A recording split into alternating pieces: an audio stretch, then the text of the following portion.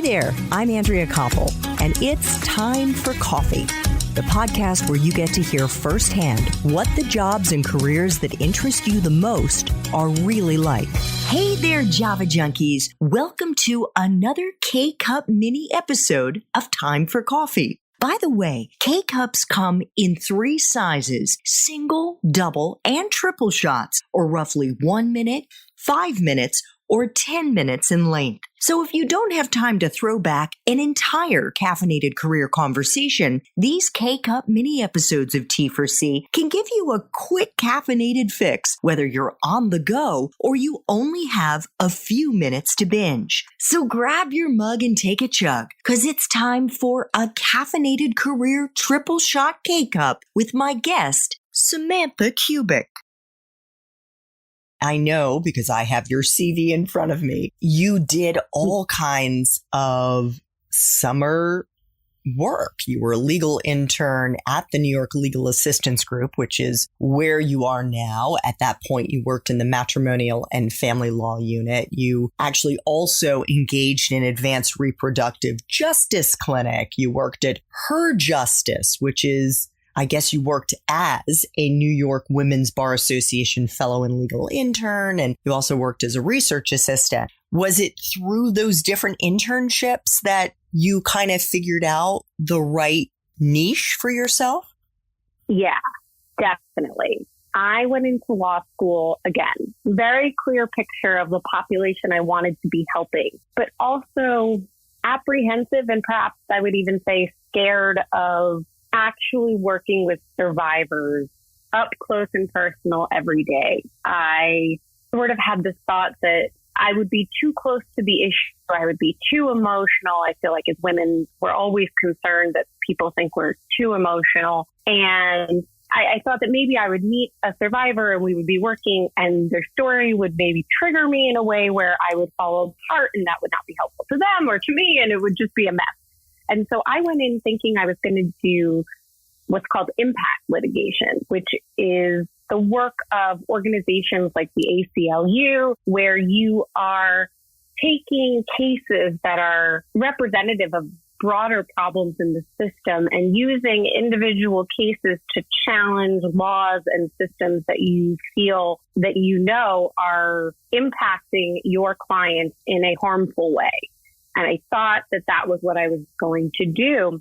My dream job when I applied for law school, I think I even mentioned it in my essay for law school, was that I wanted to work at the ACLU's Women's Rights Project.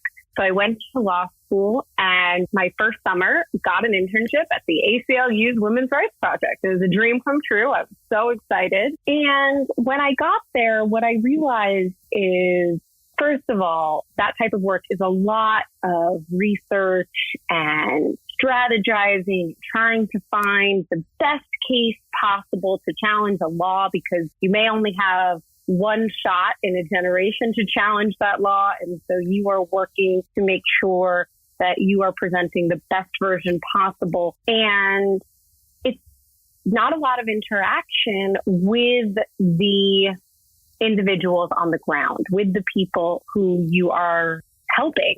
You're helping from sort of a further back perspective. And so I thought that work is so important. And I thought to myself, maybe I want to do that at some point.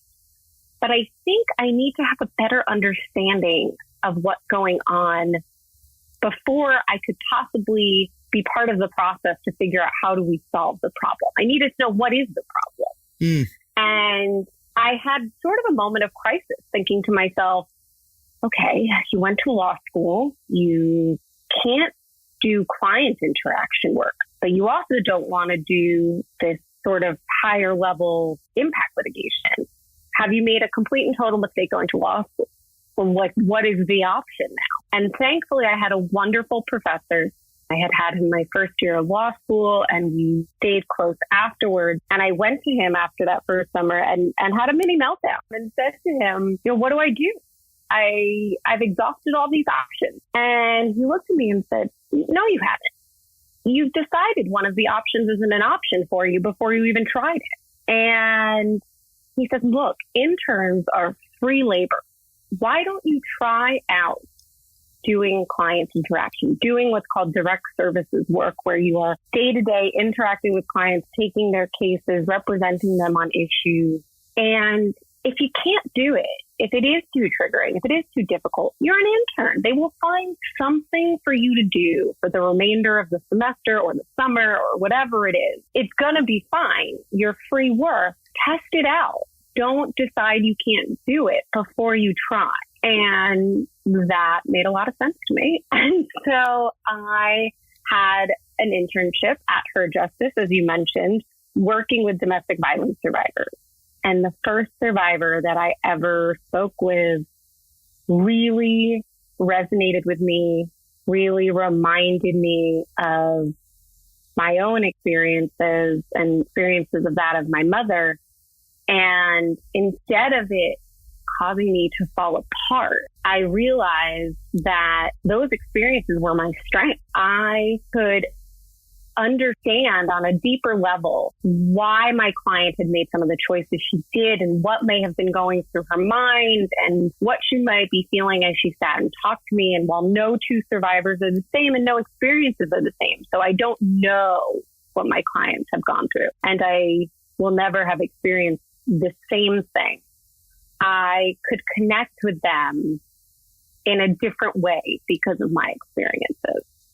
And not only that, I realized I absolutely loved it. I loved getting to know the people who I was helping and having that connection with them. And that completely switched gears for me. I said, okay, this is the way I want to do the work. I want to do direct services work and have those experiences with my clients. Oh my gosh. As I listened to you talking, Samantha, I got goosebumps.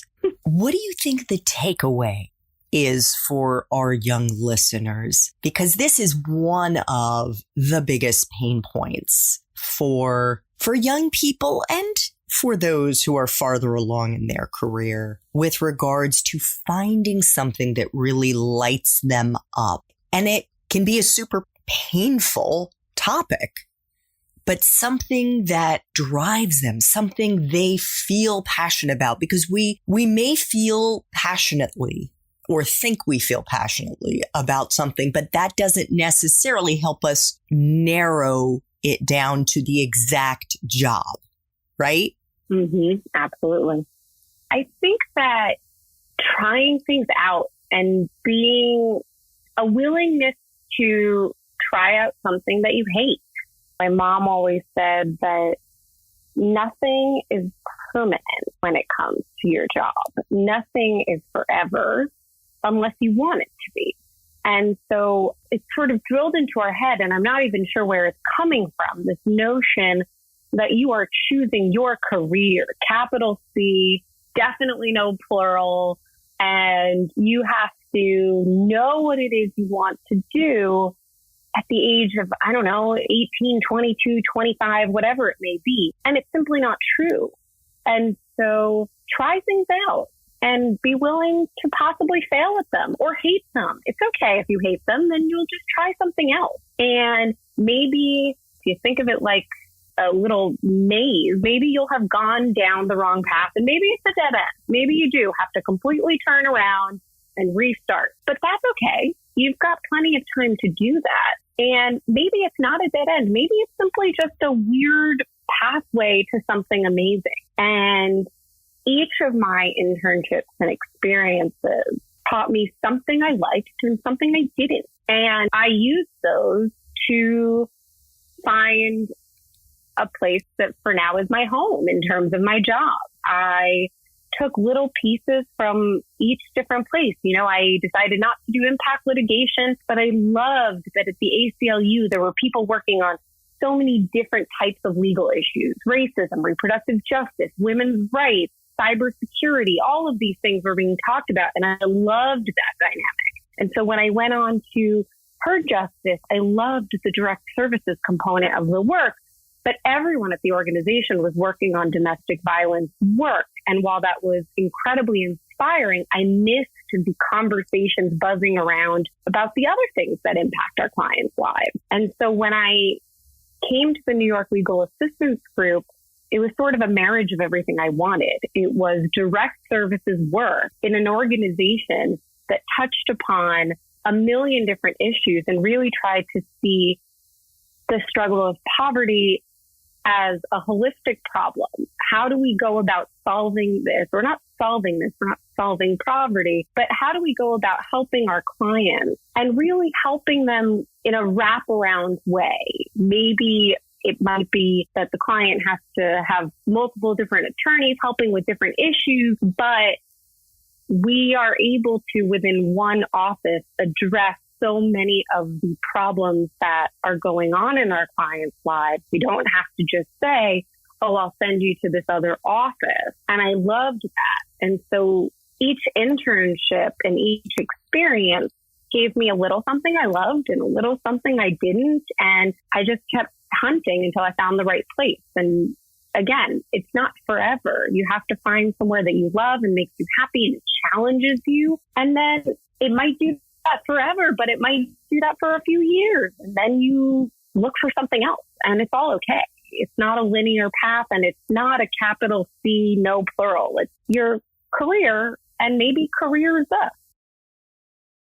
Thanks for tuning in to this K-Cup mini episode of Time for Coffee. If you want to listen to our entire caffeinated career conversation, please check out the show notes for this episode. Thanks so much for listening to Time for Coffee, where the professionals in the jobs that most interest you always have time to grab coffee 24/7, no matter where you live.